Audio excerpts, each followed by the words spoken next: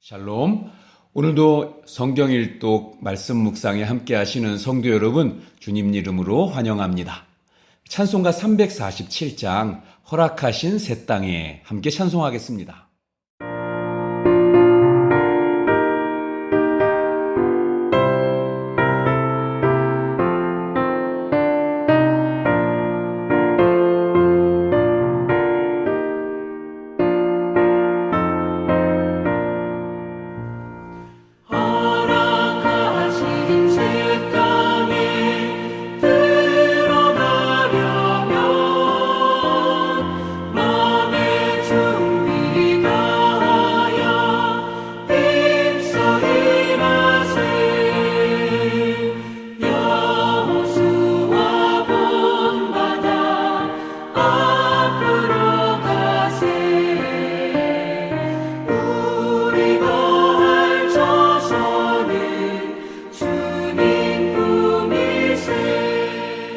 오늘 읽을 말씀은 여호수아 1장부터 5장까지죠. 자, 그 중에서 여호수아 1장 7절에서 9절 말씀을 함께 보시겠습니다.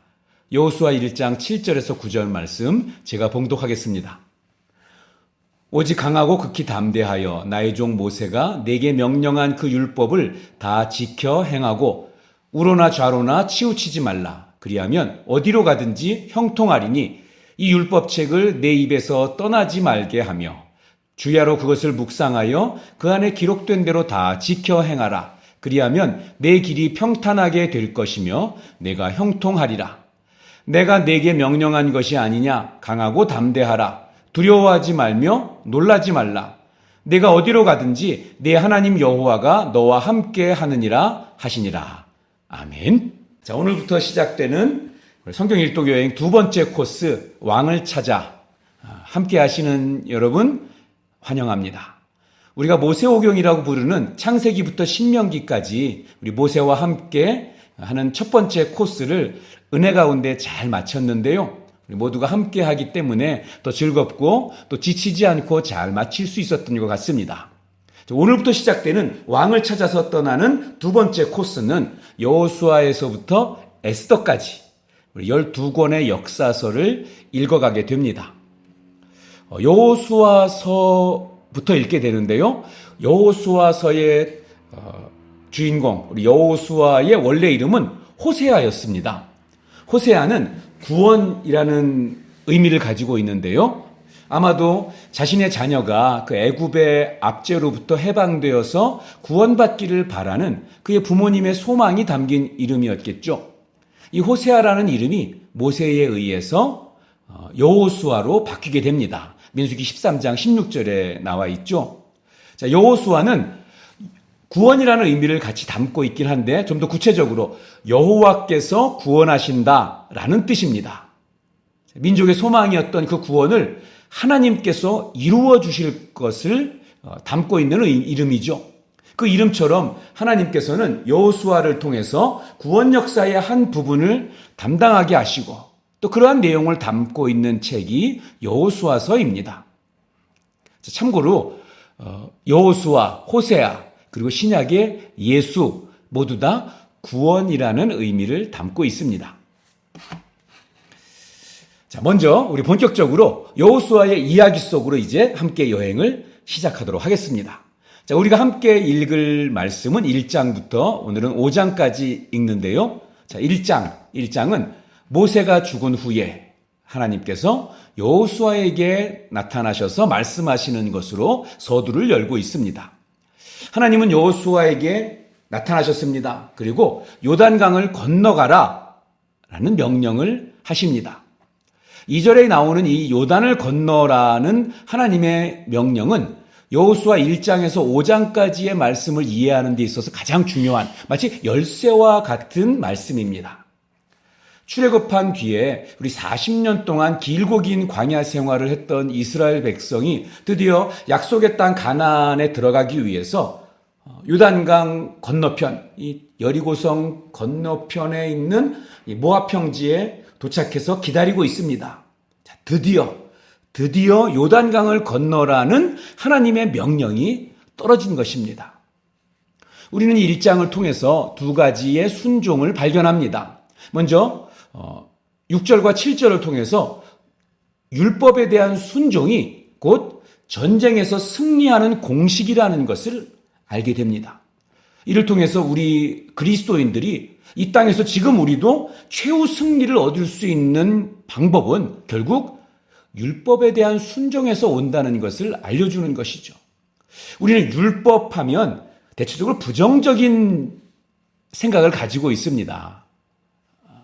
율법이라면 뭐뭐 하지 말아야 된다는 이 금지된 규범으로 율법을 어기면 벌을 받는다. 율법을 어기면 구원받지 못한다라고 생각하는 이 유대인의 생각이 영향을 우리가 많이 받습니다. 그리고 예수님께서 율법에 치우친 바리새인들을 꾸짖는 그런 말씀들이 복음서에 많이 있기 때문에 우리가 그런 생각을 가지고 있는 경우가 많은데요. 하나님께서 여호수아에게 율법을 묵상하라고 말씀하시는 것은 바로 그런 죄 짓지 말아라, 이걸 지켜야 구원받는다라는 그런 수준을 요구하시는 것이 결코 아닙니다. 여기 나오는 율법은 우리가 모세와 함께를 통해서 읽었던 모세오경, 즉 창세기, 출애굽기, 레위기, 민수기, 신명기에 나타난 하나님의 이 가르침과 역사하심을 여기서 통틀어서 율법이라고 표현하고 있는 것입니다. 자, 그렇다면 모세오경에는 어떤 내용들이 들어있기에 여호수아에게 그것을 묵상하고 그것을 순종해야 한다고 말씀하시는 걸까요? 여기에는 이스라엘 백성들이 구원받은 그 근거와 이유가 상세하게 나옵니다. 이스라엘 백성들이 구원받은 이유와 또 그 과정, 그리고 그 구원의 목적을 모세오경이 아주 상세하게 말씀하고 있습니다.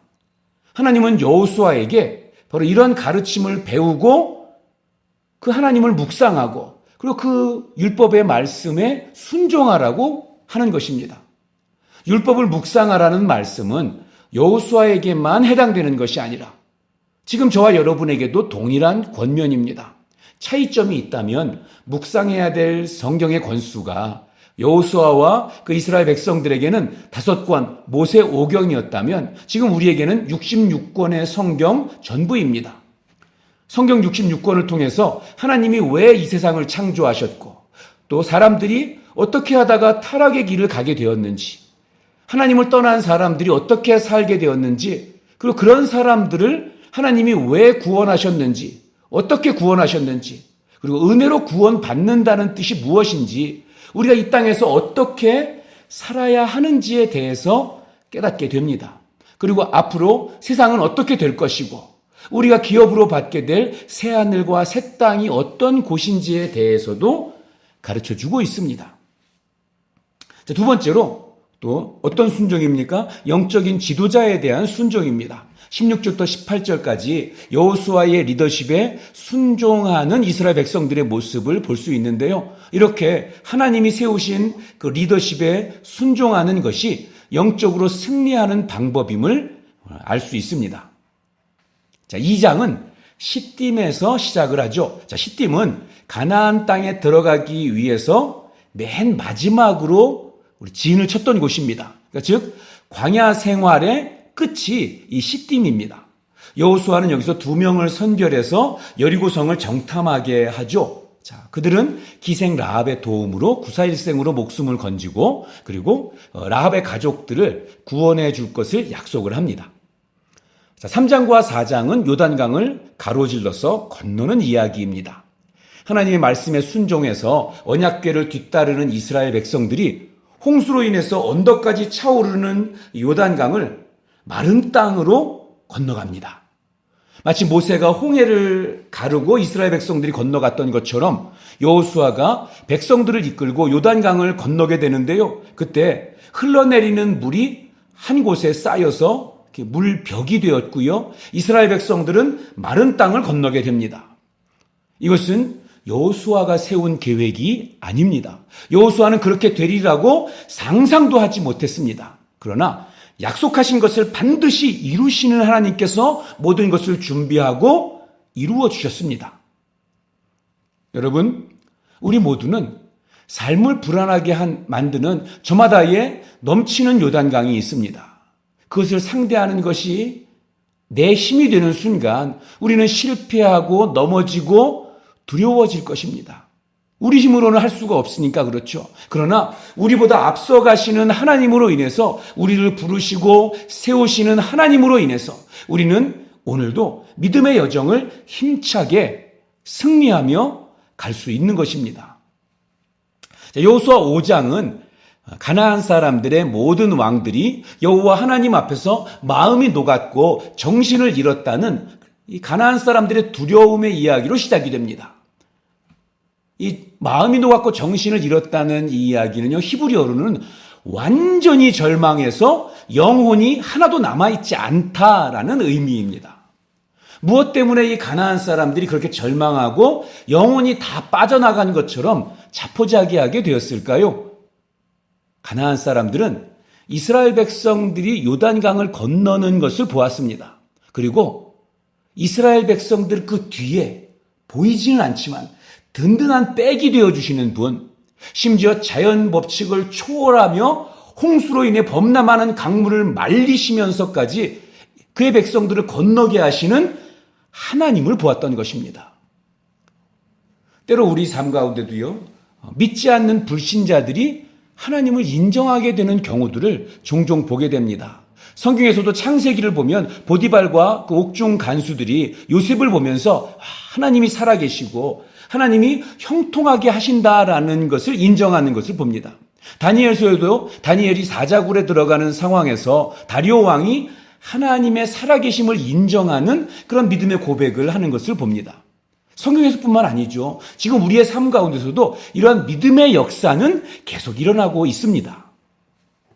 오늘 1장에서부터 5장의 말씀을 통해서 우리는 영적인 전장에서 승리하는 그 승리의 열쇠, 말씀과 하나님이 세운 지도자에 대한 순종, 그리고 우리가 순종할 때 우리의 삶 가운데 예비되어 있는 하나님의 그 놀라운 은혜와 하나님의 변함없는 사랑에 대해서 발견하고 깨달을 수 있습니다.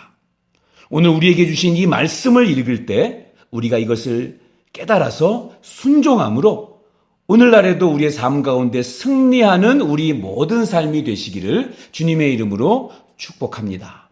기도하겠습니다. 하나님, 오늘도 하나님의 말씀을 우리에게 주시니 감사합니다. 오늘부터 두 번째 코스가 시작이 됩니다.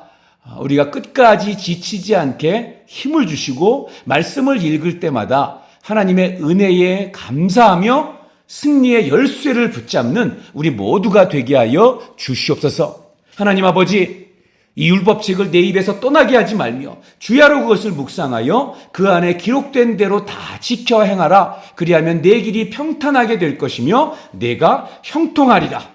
여호수아 1장 8절의 말씀이 오늘날 우리에게 다시 들려지기를 소원합니다. 하나님의 말씀을 예전보다 더 사랑하고 하나님의 말씀을 옛날보다 더 깊이 묵상하는 그런 복 있는 사람 되게 하여 주시옵소서.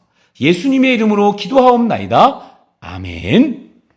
오늘 읽으실 말씀은 여호수아 1장에서 5장입니다. 오늘도 말씀을 통해 하나님의 은혜가 우리 성도님들과 함께하기를 축복합니다.